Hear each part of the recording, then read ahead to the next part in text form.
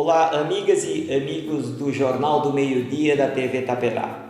Hoje, terça-feira, 28 de agosto, como toda terça-feira, é dia da TV Itaperá falar sobre medicina e saúde.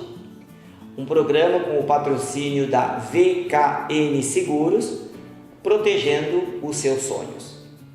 E hoje nós preparamos uma matéria muito importante que está ocorrendo nesse período do inverno.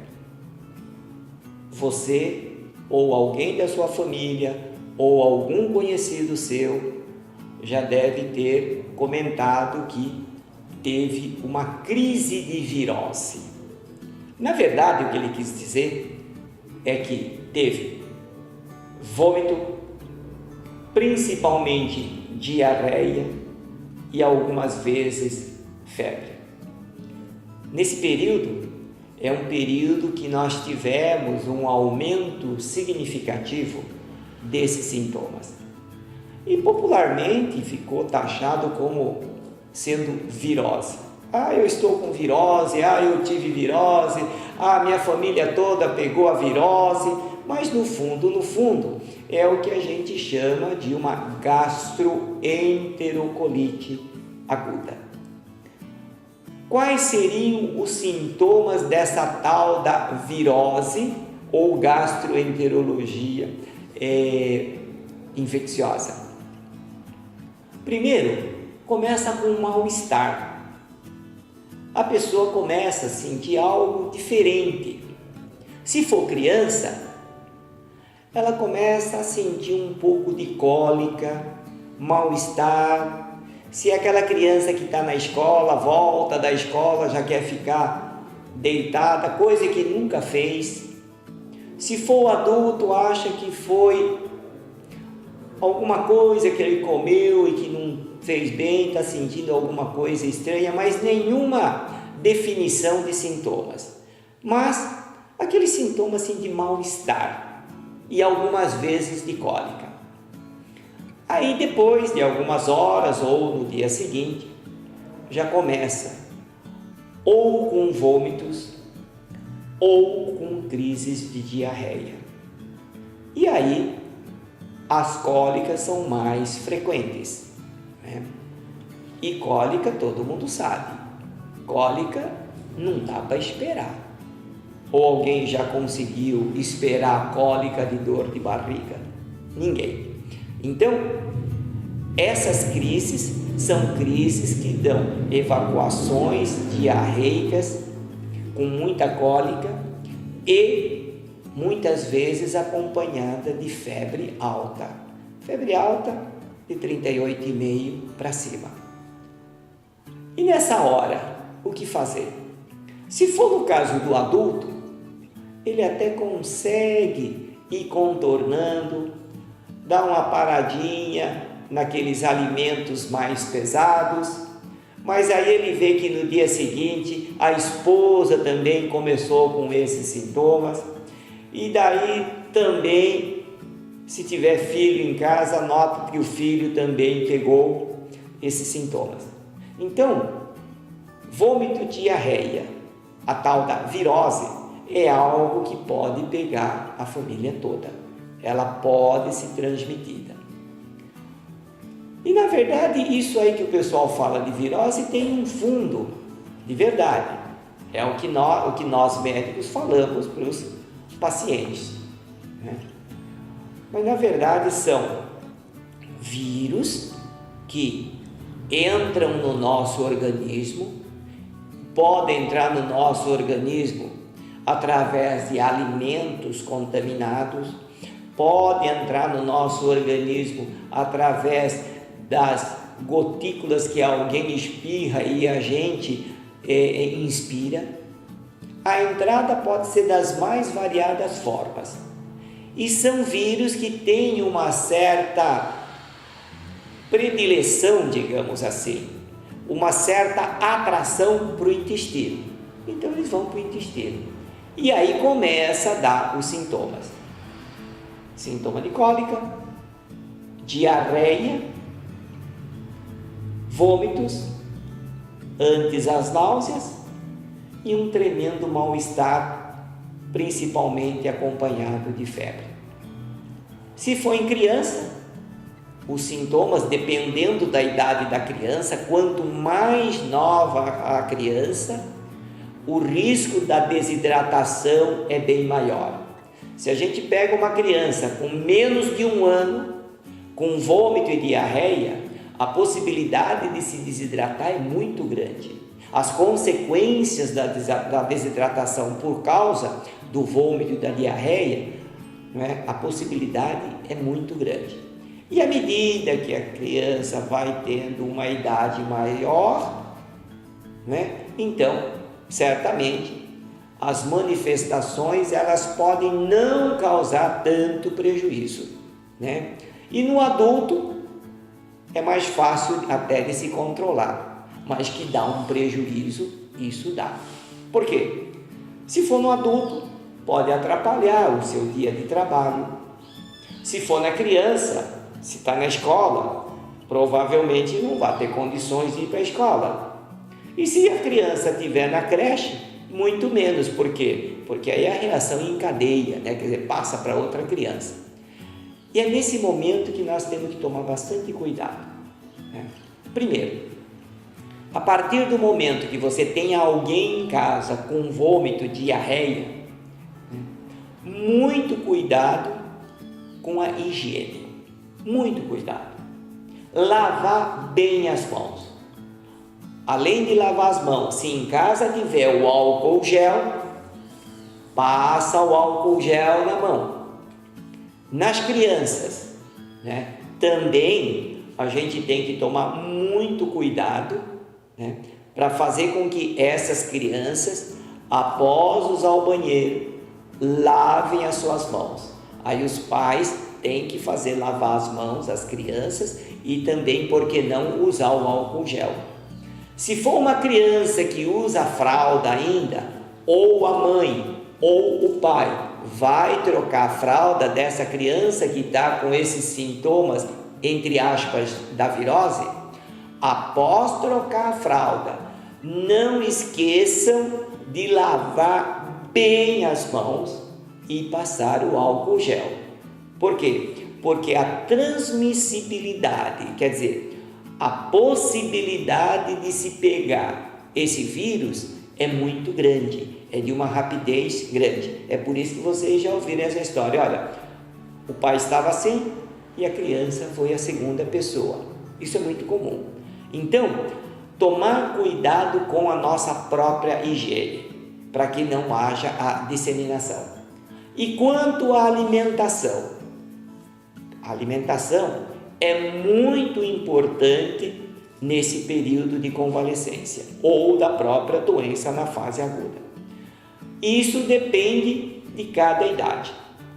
Por exemplo, no caso de crianças maiores e no adulto, precisamos tomar bastante líquido.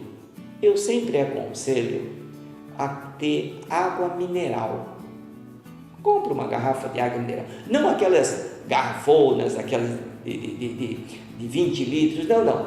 Pega uma garrafa de 2,5 litros, por exemplo, ou 1,5 litros, e vai usando aquela água mineral só para aquela pessoa que tem esse problema, Hidratar bastante, Se gostar da água de coco, pode também tomar, além da água mineral, a água de coco. Tem pessoas que gostam desses hidratantes orais do comércio, por exemplo, esse que sai na televisão, o Gatorade, por exemplo, também é um hidratante que as pessoas maiores, as crianças maiores, se gostarem, podem tomar. Porque não adianta nada você querer dar Gatorade ou água de coco para uma criança que não está habituada a tomar isso, que não vai tomar. Então vai dar água. Lógico que, se for ao médico e o médico achar que, ao invés disso tudo, precisa tomar o remédio do soro oral já pronto, então é o melhor remédio para hidratar nesses períodos por recomendação médica, tá? Mas nem toda criança, por exemplo, aceita bem esse soro oral, por maior que seja a facilidade ou a palatabilidade desse soro. Então, a gente sempre libera para crianças maiores e, logicamente, para os adultos, um líquido que ele goste. Agora, logicamente, nada de refrigerante. Tem gente ainda fala que tem alguns tipos de refrigerante, né, que é bom para diarreia. Não é. Nenhum refrigerante é bom. Nenhum. Tá? Não existe refrigerante. Vai fazer mal. Primeiro, pelo fato de ser gasoso e por causa do açúcar. Então, nenhum refrigerante. É aquilo que eu falei. Água mineral, água de coco ou, por exemplo, o Gatorade, por exemplo. Né? Entendo se eu estou fazendo propaganda do Gatorade, se não estou fazendo, que é para nós menos importante. Quer dizer, é só para o pessoal saber que é um hidratante. E a dieta, por exemplo, bolacha de água e sal em pequena quantidade, gelatina é muito gostoso e também ajuda a hidratar, fruta, principalmente a maçã com casca, porque é na casca que tem a pectina, né? Então, você adulto, criança maior, então coma maçã com casca, né? E a comida de sal nessa fase aguda, né? Nada melhor que uma canja. E quando eu digo canja, não precisa colocar batatinha, você não é canja. É canja quer dizer arroz e peito de frango. Por quê? Porque a proteína da carne de frango, ela tem uma ação muito positiva nesses casos. Então, basicamente, uma canja, hidratação, maçã e também a bolacha, por exemplo, de água e sal, né? Quer dizer, através dessa dieta leve, em um dia, e você hidratando bem, com certeza isso aí vai ajudar muito. E logicamente tem a parte medicamentosa. Essa parte medicamentosa que a gente precisa orientar. Isso aí nada melhor que o médico para indicar qual é o melhor remédio. Muito cuidado, que nós temos muitos remédios, por exemplo, que funcionam para diarreia, como são os lactobacilos, mas existem muitos medicamentos de lactobacilos que não têm aquela eficiência como aqueles medicamentos que normalmente o médico tem acesso. Então nós precisamos tomar muito cuidado quando for fazer uma automedicação, a gente não comprar um remédio que achando que está tomando o remédio certo, na quantidade certa, né? Então, basicamente, nesses casos, seguindo essa orientação e procurando uma assistência médica, se a intensidade desses sintomas for grande, então, isso aí nós temos que associar a orientação médica mais esses cuidados de higiene e de dieta. Se for uma criança menor, né, aí não tem dúvida nenhuma, o médico vai receitar um hidratante oral, aquele que já vem pronto, né, para ser utilizado, porque é estéril, é fácil de manipulação e não tem muita interferência para se preparar esse soro. Então, é o mais indicado, né? Além de medicamentos para vômito, medicamentos para diminuir um pouquinho a frequência, apesar que esses medicamentos para diminuir a frequência da diarreia é uma coisa que ainda existe alguma certa controvérsia entre o meio médico, mas eu particularmente uso, tá certo? Então eu prescrevo, né? Mas isso depende muito de cada profissional, não é porque aquele profissional que não usa está errado, não. Quer dizer, isso vale, por exemplo, a observação de cada profissional, mas o importante é, notou que a sua criança menor de 2 anos, por exemplo, está com vômito, diarreia e já deu remedinho para vômito, não está melhorando e está com a diarreia que está muito persistente, então nada melhor que levar ao médico, à unidade básica de saúde, ao pronto-socorro, ou ao seu médico de convênio, ou ao seu médico particular, não importa, tem que procurar assistência médica. Por quê? Porque são afecções que podem levar à complicação. Acontece que na maioria das vezes, né, o vômito melhora em 24 horas, começando o remedinho. Agora, um alerta: vai no pronto-socorro, está com vômito, muitas vezes precisa tomar um soro na veia, tudo bem. Aí a família pensa que pelo fato de ter administrado a medicação na veia, saiu de lá, já não tem mais problema nenhum. Não, o vômito vai continuar. Foi hidratado, foi colocado o remédio no soro, mas o vômito vai demorar ainda 24 horas para a gente parar. Então não é de uma hora para outra, não é porque tomou o soro que em casa não pode mais vomitar, vai vomitar. Por isso que a dieta com cautela, a dieta bem equilibrada é muito importante. Agora, a diarreia demora mais tempo? A diarreia demora mais tempo, né? Pode demorar 3 dias, 5 dias, né? E logicamente um sintoma que aflige toda a família é a cólica, porque a pessoa tem a cólica ou a criança tem a cólica e não dá para se fazer nada, tem que esperar aquele processo todo melhorar, né? Agora, nada melhor que um médico estar acompanhando toda essa evolução do quadro da diarreia e de vômito. É muito importante, né, falar o seguinte: e a água? E se eu ferver a água? Ótimo, ferveu a água, deixou a água fervendo na panela.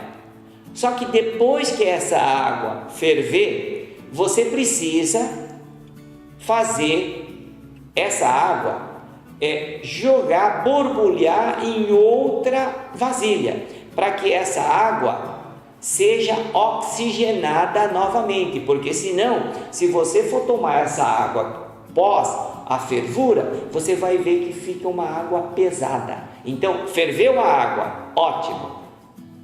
Então, pega essa água e vai jogando de uma vasilha para outra, para borbulhar bem, para fazer bastante borbulha, para que a gente possa oxigenar essa água e essa água ter o sabor anterior, antes da fervura, porém já mais logicamente esterilizada pela fervura. Então, nesse período que é muito comum a gente encontrar casos de vômito, diarreia, cólica e febre, né, vamos tomar todos esse cuidado.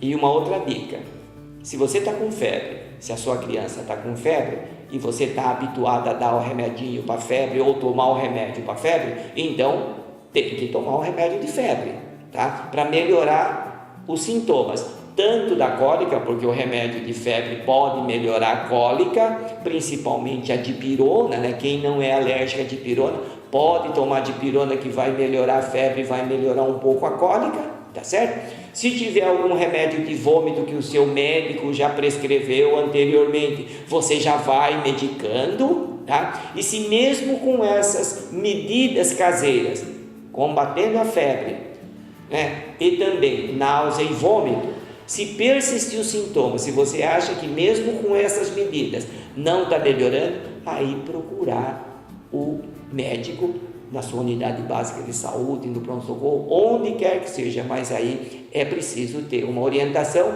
e o mais importante, o segmento médico, tá? Por quê? Porque muitas vezes esse quadro pode piorar, né? E aí, se você não retornar ao médico, você pode correr o risco de ter o quadro, né, mais agravado. Então, essa é a dica dessa semana. Você que nos está assistindo, né, sigam essas orientações. Por quê? Porque está sendo muito comum esses sintomas da tal da virose, que no nosso linguajar é uma gastroenterite aguda causada por vírus. Apesar de que não só vírus pode causar, mas a bactéria também pode causar. Então aí é o médico que entra em ação para ver se é vírus ou se é bactéria, dependendo das características e dependendo do exame clínico que ele fizer, e ele pode ter suposições diagnósticas em cada caso que ele examinar. Então, notou que o quadro está evoluindo, não está indo bem, então procure o seu médico para lhe dar a melhor orientação e fazer o diagnóstico mais certeiro possível. Então, por hoje é só. Mais uma vez nós agradecemos a sua audiência e dizemos mais uma vez que esse programa tem o patrocínio da VKN Seguros, realizando seus sonhos. Até a próxima terça-feira.